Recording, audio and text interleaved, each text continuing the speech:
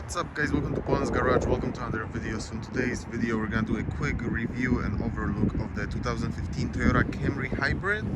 As you can see, this is a very nicely well optioned car. It's the XLE package, which is one of the highest ones. This, as I said, this is the hybrid. This is essentially the last facelift of the older generation of the Camrys. Still a very good car if you're in the market for a nice, comfortable daily driver that gets good miles per gallon. This is a perfect car for you. But let's go over a couple of the informations about the car first. So this is a 4-cylinder inline-4 2.5 liter gasoline engine combined with the Toyota hybrid engine system, and it produces roughly about 200 horsepower, which is plenty for a car this size. It's obviously not a race car, but it gets ups and goes. You don't get stuck in traffic. It's a nice and comfortable ride, as I already mentioned. Plus you get really good MPGs. According to the manufacturer, combined should be about 39 miles per gallon. Me driving this car for about 1,000 miles, I averaged about 35.5, so not much off. If I could drive a little bit more highway, I'll probably get a better MPGs. And combined with a 17-gallon fuel tank, it gets a pretty far distance each time you have to see your gas station. The transmission is an obviously automatic CVT, which is very smooth. It's not one of those old clunky CVT transmissions that would never know when to speed up. We would just constantly rev the engine. With this car, the CVT works perfectly fine. So that's about it for the informations. Let's take a look. We already seen around the car. Let's go inside, and I'll open the door. You have keyless entries on both sides, driver and passenger. As you open it inside, you have your nice stitched door cards. They feel nice, but they're still plastic essentially. They're just nicer, softer plastic. Moving up here, you got your nicely stitched dash, as well as well-optioned steering wheel. And both front seats are power operated, on the driver's side including the lumbar support. Moving to the center console, which slides out if you want it farther out, or slides back in. You can open it. A lot of deep storage in there, which is always a plus. You get a little extra storage tray right here, right above the eco modes, EV modes, as well as the heated seats. Your automatic transmission, if you ever drove any Toyota hybrids or like a Prius for example, you're very familiar with it. Obviously a CVT, so there's no gears. The extra B, it's for braking if you're going down the hill. That's about it. Let's get inside really quickly. You have one more storage right here. Not too much, maybe some pocket change or lighters as I put in there. You got your center cluster with your no more RPM gauge. Now you have charge, eco and power gauge in there. It looks cool. Let me obviously the push start. Let's just turn it on for you. You got nice image of a Toyota Camry spinning and it says door ajar. So let's close the door. Obviously this is 35.6 miles per gallon average MPG, which is pretty good for a full-size sedan. You got your outside temperature, and you can go through your modes, your trip distance, energy, tire pressure sensors, your speed, your distance to empty, and you get multiple different stuff, like for example the compass, which you also have right here. So a little bit going back to old school. You got your satellite radio, where you can go over it, your AM, FM channels, your messages board. Whenever you have to put gas in it, do an oil change, stuff like this, that's where it would pop up. And you got your settings, and we're back to the first screen. Obviously your temp gauge, as well as your fuel gauge and your speed. You have the center radio, or the center screen right here with the radio combined. You got your regular standard CDs, you got all your apps. The radio, one thing I have to say, the radio, it's cool that it has decent amount of options. It is really slow. Like everything takes a while to click onto it. But you got a couple of your options. You can check your stocks if you want to. Then you can just press home. Your home screen is adjustable, so I don't have a phone connected to it right now, but that's where my phone information is. You can select 4 contacts that you just press, and it's a quick call essentially if your phone is connected. But you can customize this to get rid of the phone option. You just have the navigation and the radio, for example, or even if you can just easily tap here and it takes away all the stuff and it just shows navigation. The navigation is not the nicest thing to use. I added the destination as my house, so I can just press it and go, choosing where you want to go. It's not stressful, but it just takes a while, so be prepared for that.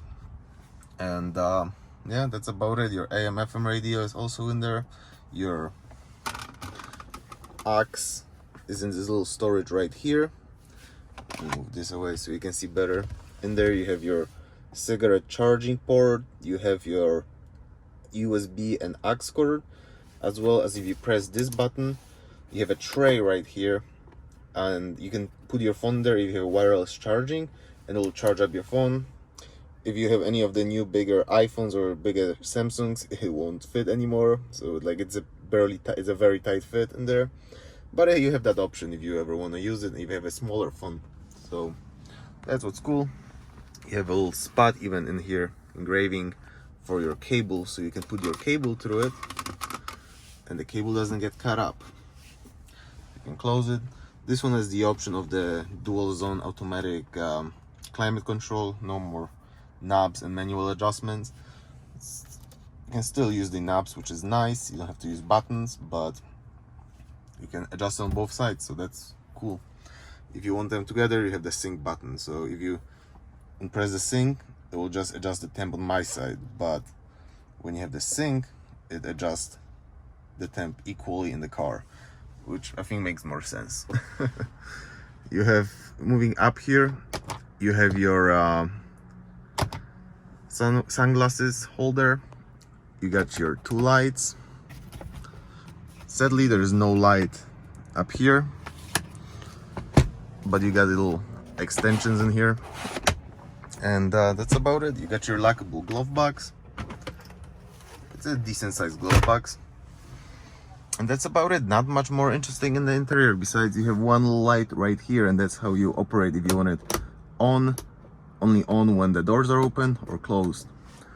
But that's about it. On the inside, also automatic dimming mirror, which is always a cool option. That's about it. We can shut the car off. Let's go to the trunk really quickly. Or first, let's look into the back seat. I have a seat cover over here, but if you don't have a seat cover, obviously you have a nice leather seats. You have one vent for the passengers in the back, but no charging ports in the back. And you have your 2 cup holder armrest. That's about it. You can fit on each side, you can fit 2 more bottles in here if you're going on longer trips. The trunk as well as the gas tank opens from right here, so you pull once for the gas tank, you pull one for the trunk. Gas tank is simple, still has your old school cup, no cupless fillings. Your camera, backup camera, is right here, right underneath your Toyota emblem. As you can see, because this is a hybrid, there is no real way to flip, the seats down and put bigger stuff in, so you only can pull here. This way you can come down here and flip this seat down, and this way you can put some sort of skis or like a piece of plywood, not plywood, but like 2x4 or something in here.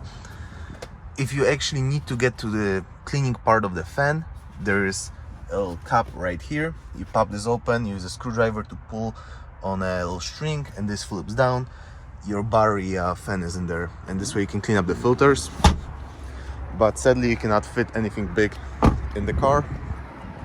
You get that little cool net with the Toyota, it's original Toyota net. It fits nicely in here. Your 12-volt battery is located right here. so it's a pretty convenient place to just take it out if you need it. And obviously underneath the floor mats you've got your spare tire. I just throw random stuff in here, but you got your spare tire and some extra space so you can put some stuff in here. Besides that, nothing too exciting in the trunk. That's about it. And you have your leverage to get out. I'm gonna take a quick glance underneath the hood, which you pop open right here.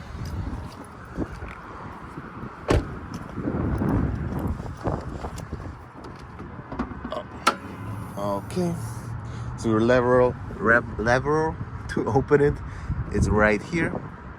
So when you look at the Toyota emblem, you go a little bit to the right. That's how you pop it open. You get the telescopic shocks, which is cool. You don't have to use the prop anymore.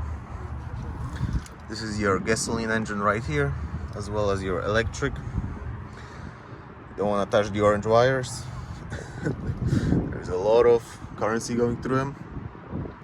But this is it, just your average washer fluid, overflow. I believe this is overflow too. Never seen a car with 2 overflows. And this is it, your brakes, your oil, obviously. Nothing too exciting, you cannot really see that much. It's cool that it's not completely covered with like a plastic cover, so you can still see a little bit, but nothing too excited. That's about it. That we can see underneath the hood. Just a couple more quick glances outside. Car has a very slick body. It's not a show car, obviously. Nobody's gonna be screaming and throwing themselves at you. But if you need a comfortable, good gas mileage and reliable daily driver, this is a great car for you. So I hope you guys enjoyed this video. I hope it was helpful. If it was, don't forget to give it a like, subscribe, stay tuned. Let me know in the comments what you think about the Camry, and I will see you in the next video.